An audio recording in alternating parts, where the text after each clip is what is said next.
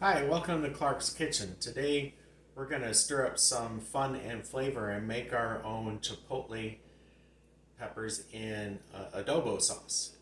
So, the first thing that we have done is gotten some jalapenos and we uh, cook those in the oven for probably like 6, 7 hours and let them dry out till they're like like this very soft. You can see how dark and brown they are now, but that's what we want. So all the flavors there, you got a little bit of oil coming out of them.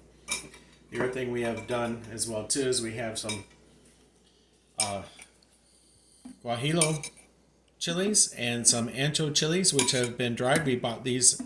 These are store bought, but we've rehydrated them by putting them in or pouring boiling water over and letting them sit for 5 minutes to rehydrate them.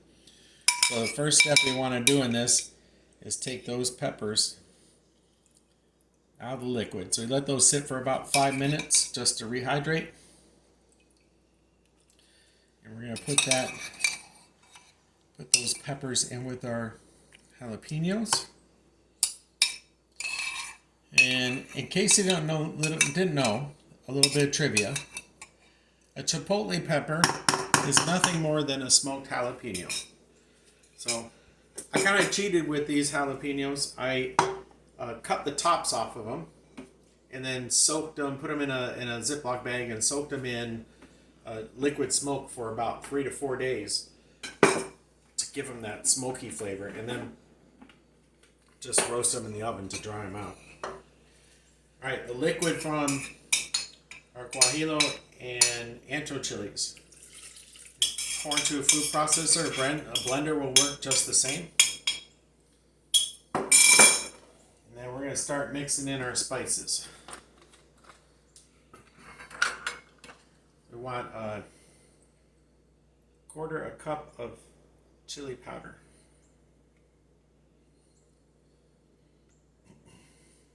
Pour that right in.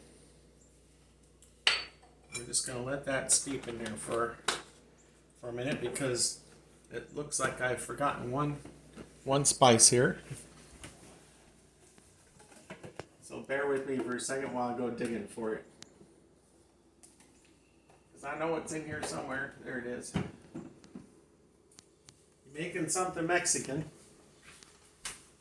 you gotta have cumin. Oh, a brand new pack of cumin too.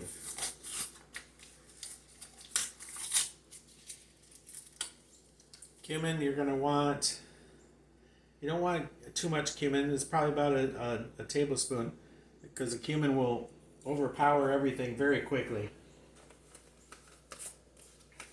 You got that. You got this. Vinegar, apple cider vinegar. You're going to want 1/8 of a cup.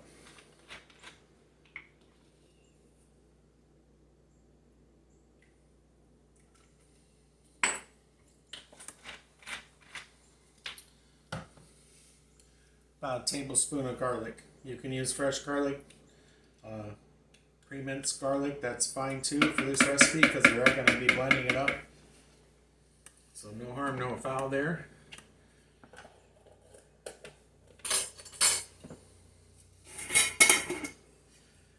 About a tablespoon of brown sugar. Yeah, I'm going to kind of hand mix all this right about there.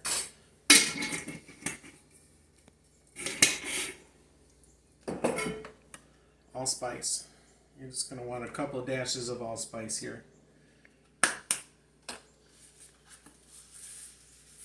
About a teaspoon of salt. A dash or two of cinnamon. Again, not too much of the cinnamon because it will overpower things very quickly. Oregano. Quarter cup, not a quarter cup, about a teaspoon, we'll say. I'm sure I've talked about this before, but you always want to rub your dry spices to break out all the flavor in them.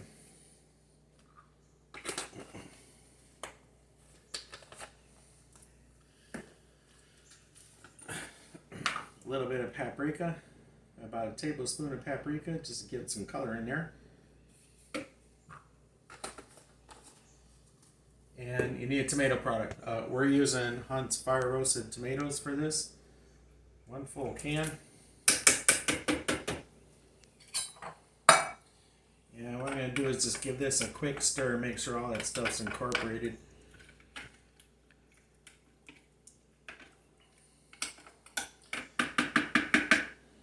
Okay.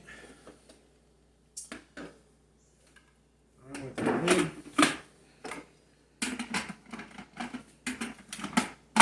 We're going to give this a quick pulse or two just to get everything mixed together. And I'll bring the camera in here. And you should have a nice brownish kind of wonderful smelling mix there. So that's what you want. You want this to be like the consistency of like a barbecue sauce, which it will definitely be by the time everything gets all nice and chopped up here. Okay, in with all of your peppers. Now if this gets too thick, you can always thin it out with some water.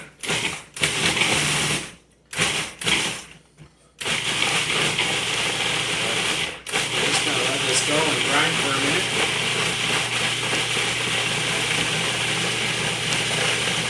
Seeds and all with this recipe. Don't be afraid to let the seeds go. And with your peppers, get all that nice flavor in there. Okay, let's take a look and see what we got here. Oh yes. Oh, we got that smoky smell from the jalapenos, the smoked jalapenos. We got all that wonderful flavors from all the spices we put in there. So the only thing that's left to do now, besides cleaning up our mess, once this is all done, pour it into a pan, and you're going to let that mixture kind of cook and stew for about 30 minutes on low. Keep an eye on it because you don't want this to burn to the bottom of your pan, because that's going to send that burn profile all the way through that burnt taste all the way through this sauce, and that's definitely something that you want to avoid. Make sure you get all of that goodness out of here.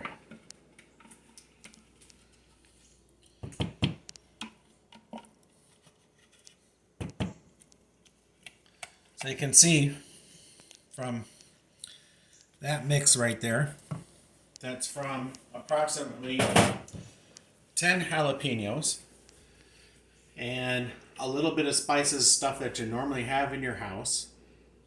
And we've made probably, I would say, close to 4 times the amount of Chipotle sauce that you would get in the store, which comes in a can about this size right there below that black line. So that's easily going to be 4 to 5 times the amount of product that you're going to get from a can in the grocery store versus making it at home, which the jalapeno peppers you can buy we have bags here at the grocery store. You can buy for $1.79, and with a little bit of spices, you're probably into this whole mix. 1 can of the tomato products is about the same as your jalapenos. You're in this for about $4, which is about the cost of one of those little cans, and you have 5 times the amount. So you can really see where the savings is here. You can freeze this. It works great in everything. Plenty of uses for this sauce, but we like having this around because it just adds a little layer of heat and a lot of good flavor to a lot of dishes. So hopefully you like this recipe and you try it out. If you do, leave me a comment, and we'll talk to you soon. Thanks for watching.